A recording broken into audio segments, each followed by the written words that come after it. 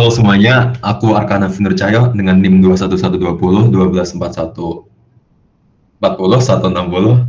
Di sini akan menjelaskan transport layer data transportation. Pernah nggak sih kalian bertanya-tanya, bagaimana caranya file yang kamu kirim lewat WhatsApp atau video YouTube yang kamu tonton bisa sampai ke perangkatmu dengan begitu cepat? Nah, semua itu nggak terjadi begitu aja. Ada satu bagian penting dalam jaringan komputer yang bertugas mengatur lalu lintas data. Namanya adalah transport layer. Yuk kita cari tahu bagaimana transport layer bekerja dalam proses perpindahan data di jaringan.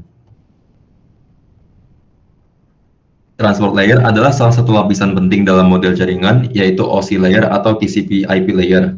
Tugas utamanya adalah menjadi pengatur komunikasi antara dua perangkat seperti komputer, HP, ataupun server. Bayangkan kamu ingin mengirim file ke temanmu. Transport layer akan memastikan file tersebut dipotong menjadi bagian-bagian kecil, diurutkan, dikirim, dan saat diterima bisa disusun kembali seperti semula. Tanpa lapisan ini, data bisa nyasar, hilang, atau datang tidak utuh. Jadi, transport layer bertindak seperti kurir digital yang memastikan paketmu sampai ke tujuan dengan benar. Apa sih tugas transport layer itu? Jadi transport layer punya banyak tugas atau tanggung jawab penting agar komunikasi antar perangkat bisa berjalan mulus. Yang pertama adalah segmentasi, yaitu memecah data besar menjadi potongan kecil yang disebut segmen. Ini penting karena jaringan hanya bisa mengirim data dalam ukuran tertentu. Lalu, setiap segmen diberi nomor urut supaya saat diterima, segmen bisa disusun kembali dengan benar. Transport layer juga melakukan flow control, yaitu memastikan pengirim tidak mengirim data terlalu cepat yang bisa membanjiri penerima. Dan terakhir, ada error detection, yaitu mendeteksi apakah data sampai dengan benar atau perlu dikirim ulang.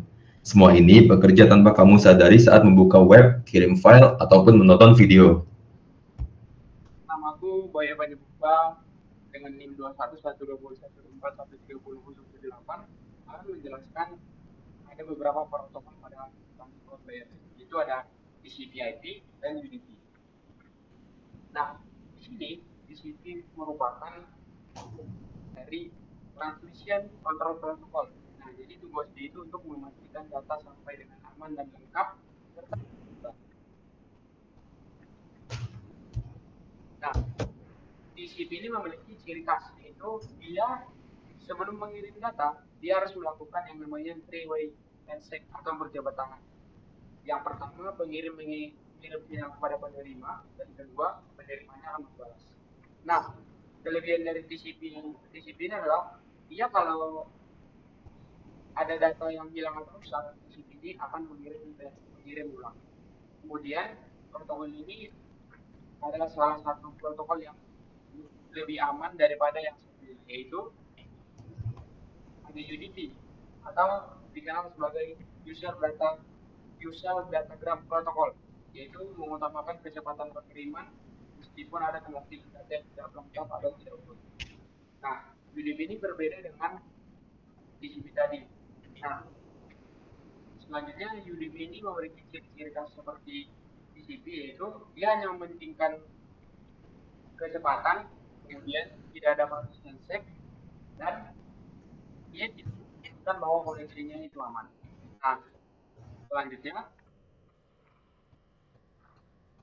UDP ini cocok seperti ada video call, streaming, gaming, dan lain-lain. Ini ada beberapa aplikasi yang cocok untuk transport layer. Seperti kalau untuk TCP ini dia memang lamban tapi aman. Nah, ini aplikasi yang cocok untuk TCP ini adalah email, web, dan FTP. Kemudian kalau UDP ini cepat tapi bisa hilang.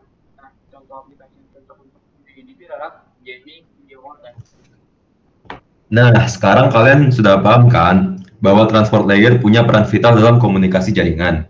Ia memotong dan menyusun data, mengatur alur komunikasi, dan menggunakan dua protokol utama, yaitu TCP yang aman dan UDP yang cepat. Kalian juga tahu kapan harus pakai TCP dan kapan harus pakai UDP. Semua proses ini berjalan di balik layar setiap kali kamu menggunakan internet. Sekian untuk video kali ini, semoga bermanfaat. Terima kasih.